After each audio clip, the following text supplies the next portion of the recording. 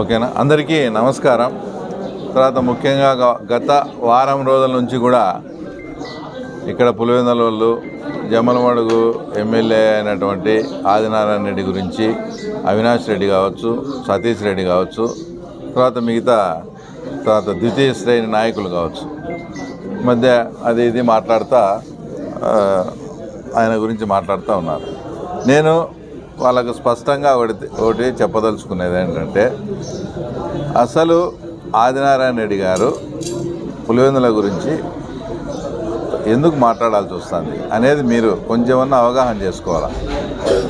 ఎందుకంటే ఆయన ప్రధానమైన ఆరోపణ ఏంటంటే, నాకు ఎలాంటి సంబంధం లేదు, నాకు ఎలాంటి సంబంధం లేని దాని మీద వాళ్ళ ఇంట్లో మనిషిని వాళ్ళే చంపుకొని ఆ రోజు ఆదినారాయణ రెడ్డి కానీ బీటెక్ రవి కానీ ఏదైతే ఈరోజు అవినాష్ రెడ్డి మాట్లాడేటప్పుడు ఆయన వెనకాల ఉన్నాడో సతీష్ రెడ్డి మీద కూడా ఆ రోజు ఫస్ట్ ప్రధానంగా ఆరోపణ చేశారు.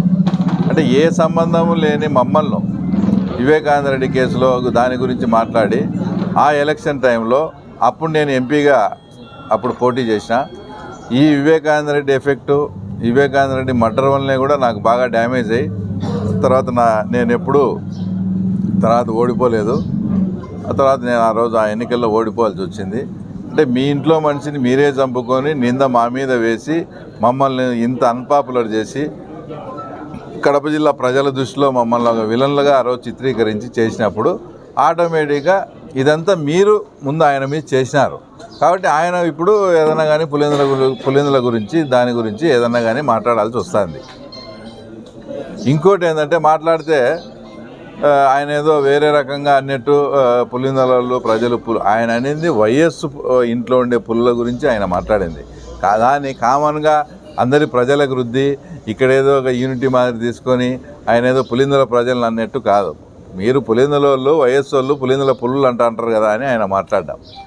ఇంకో ఆయన వచ్చి సతీష్ రెడ్డి గారు ఏం మాట్లాడతారు, నువ్వేం పెద్ద పుడింగివా, మేము నువ్వేందన్నా చేస్తే అని సతీష్ రెడ్డి గారు. ఆయన పుడింగి కాకపోతే ఏమైంది, ఆయన 2004 నుంచి ఇప్పటికి ఎమ్మెల్యేగా 4 సార్లు పోటీ చేశాడు, 4 సార్లు గెలిచాడు. ఆ మాట్లాడిన వ్యక్తి సతీష్ రెడ్డి గారు 5 సార్లు పోటీ చేసి 5 సార్లు ఓడిపోయినారు. మళ్ళీ ఆయన పట్టుకొని నువ్వు పెద్ద పుడింగివా, మేము ఇక్కడ గాజులు దొరుకున్నామా, ఆ తర్వాత అది ఇది ఆయన మాట్లాడతాడు. ఇప్పుడు ప్రధానంగా ఏంటంటే, ఏ సంబంధము లేని ఆదినారాయణ రెడ్డి గారి మీద నా మీద కానీ వివేకానంద రెడ్డి కేసు అనేది చేసి మమ్మల్ని ఎంత ఇబ్బంది పెట్టినారు. కాబట్టి ప్లస్ అది కాక జగన్మోహన్ రెడ్డి ఏమన్నా ఒక పులివెందుల స్థాయి లీడర్ కాదు కదా, ఆయన గతంలో ముఖ్యమంత్రిగా పనిచేసినాడు, ఆయన రాష్ట్ర స్థాయి నాయకుడు. రాష్ట్ర స్థాయి నాయకుడు అయినప్పుడు ప్రతి నియోజకవర్గం నుంచి ప్రతి ఎమ్మెల్యే కూడా ఆయన మీద విమర్శిస్తాడు, ఆయన కుటుంబ సభ్యుల మీద తప్పుంటే విమర్శిస్తాడు. దానికి నీకు పులివెందులకు ఏం సంబంధం అది ఇదని మాట్లాడడంలో అసలు దాంట్లో అర్థమే లేదు.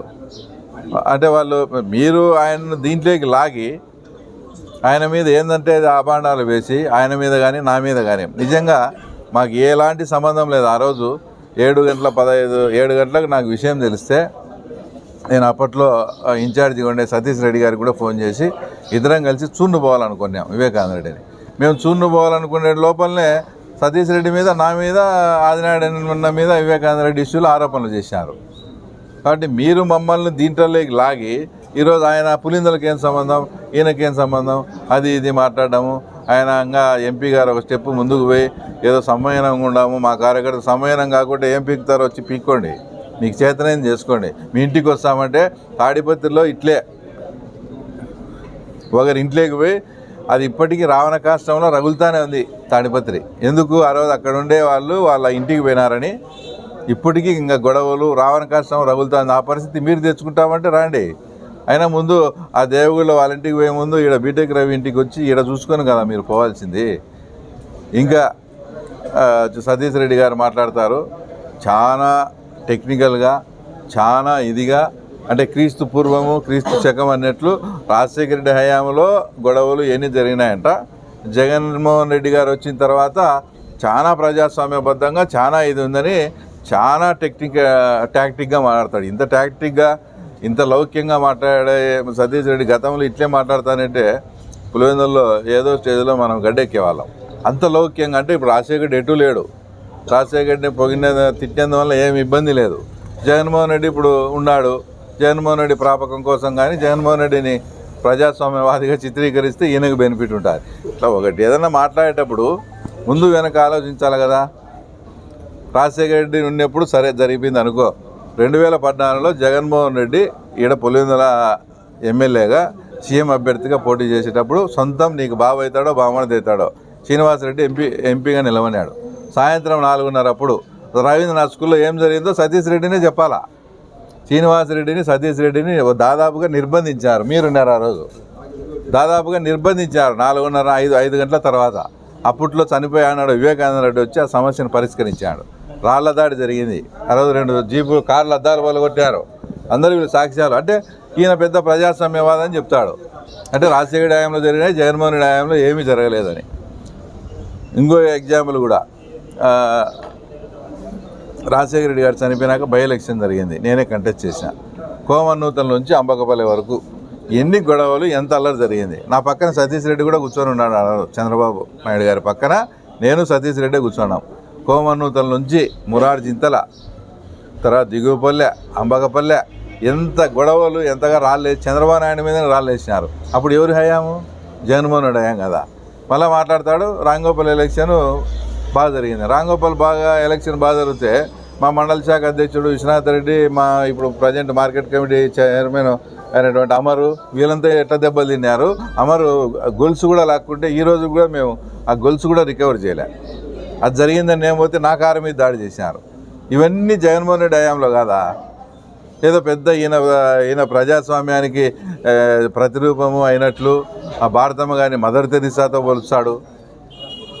ఆయన అసలు ఏందో మాకు ఒకవేళ ఏందనుంటే భజన చేయొచ్చు. మరి ఇంత దారుణంగా ఆయన భారతమ్మనంటే మదర్ తెరిసా, ఈయన సాక్షాత్తు ఇది ప్రజాస్వామ్యం గురించి ఈ ఎట్లా ప్రజాస్వామ్యం ఈడ వెల్లువిరిచిందంటే 33 వార్డులు ఉంటే 33 వార్డులు ఏకగ్రీవం అయ్యేంత ప్రజాస్వామ్యం పులివెందులలో. 7 జెడ్పీటీసీలు ఉంటే 7 జెడ్పీటీసీలు వైఎస్ఆర్సీపీకే ఏకగ్రీవంగా. ఎన్ని ఎంపీటీసీలు ఉంటే అన్ని ఎంపీటీసీలు. ఇంత ప్రజాస్వామ్యాన్ని ప్రపంచంలో ఎక్కడా చూసిండాం. మన సతీష్ రెడ్డి గారికి ఇది కనపడుతుందో లేదో.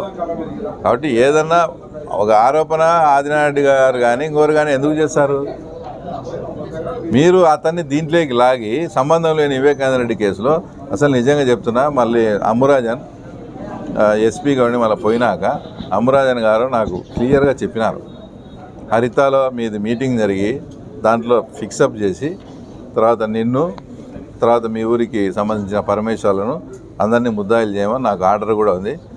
మీరు చాలా అదృష్టవంతులు సార్. మీరు సిబిఐకి పోయి సిబిఐ వచ్చిన దానివల్ల లేదంటే మాకు తప్పని తెలిసి కూడా మేము మిమ్మల్ని ముద్దాయిలుగా చేయాలి. పాపం ఆ విషయం తెలియక మా ఊరోళ్ళుగా వాళ్ళు వెంబడే ఉన్నారు, అది వేరే విషయం. అంటే ఇంత పకడ్బందీగా ఆదినారాయణ రెడ్డి గారిని కానీ మమ్మల్ని కానీ ఇరికేయాలని చూసి మీరు మాకు తెచ్చుకున్నాక ఆదినారాయణ గారు మీ గురించి మాట్లాడతారు. ఆయన 4 సార్లు పోటీ చేసి 4 సార్లు గెలిచినాడు. ఒకసారి ఎంపీకి చేసి ఓడిపినాడు, 4 సార్లు ఎమ్మెల్యేకి చేసి 4 సార్లు గెలిచినాడు. ఆయన పట్టుకొని ఇల్లు ఏందో మేము బిచ్చబెట్టినాము అది ఇది. ఆయన ఏం చెప్తాడు, 96 ఎలక్షన్స్లో అప్పట్లో 25 లక్షలు నేను ఖర్చు పెట్టి చేసి ఎన్నో ఓట్లు ఇది చేస్తే మీకు ఒక రకంగా రిగ్గింగ్ అనుకోండి చేస్తే మీరు 4,000తో బయటపడినారని చెప్తాడు. అది 96లో. ఈయనకు టికెట్ ఇచ్చింది 2004లో. అవన్నీ ఎవరు ఇప్పుడు బేరీజ్ చేస్తారు, ఎవరిది తప్పు ఎవరిది కరెక్టు ఎవరు ఇదని ఇప్పుడు ఎవరు బేరీజ్ వేస్తారు? ఏం పడింది అంత దూరం మీకు? కాబట్టి ఈ ఏందో ఎలక్షన్లలో నువ్వు చూస్తాం అది కాదు, మాకు వేరే ఆయన ఇది అవసరం లేదు. మా పులివెందుల క్యాడరు మా పులివెందుల వాళ్ళతోనే మేము ఫైట్ చేసి తప్పకుండా మున్సిపాలిటీలో మంచి రిజల్టే తెస్తాం. అనవసరంగా దీన్ని రాద్ధాంతం చేసి దీన్ని ఇష్యూ చేసుకొని పరిస్థితులు ఇంకా క్రిటికల్గా పోయేటట్టు తెచ్చుకోవద్దండి. అసలు అడ్రస్ లేని నా కొడుకులు ఆదినాడిని ఖబర్దారంటాడు. నిన్న నాకేందో అర్థం కాలే. అంటే ఇంకా ఎవరన్నా మా వాళ్ళు టెంప్ట్ అయ్యి మా కార్యకర్తలు కొడితే మళ్ళీ కొట్టామంటారు, మళ్ళీ దౌర్జన్యం చేశారు కొట్టారంటారు. మీ మాటలు చూస్తే కోటలు దాడతాయి. కాబట్టి అందరికీ చెప్తానా, మర్యాదగా ఉండండి. ఎవరు రాజకీయం వాళ్ళు చేసుకోండి. ఇట్లా కబడ్దారులు వాళ్ళ గురించి వీళ్ళ గురించి ప్రెస్ మీట్లు పెట్టి ఆయన గురించి మాట్లాడితే మటుకు ఈ పరిణామాలు వేరుగా ఉంటాయి. పులివెందుల్లో మీరు నిజంగా ప్రజాస్వామ్యవాదులై మీరు ప్రజాస్వామ్యాన్ని కోరుతా అంటే మీలాగా కాకుండా ప్రజాస్వామ్యాన్ని అయితే మేము కూడా పరిరక్షిస్తాం. రైట్.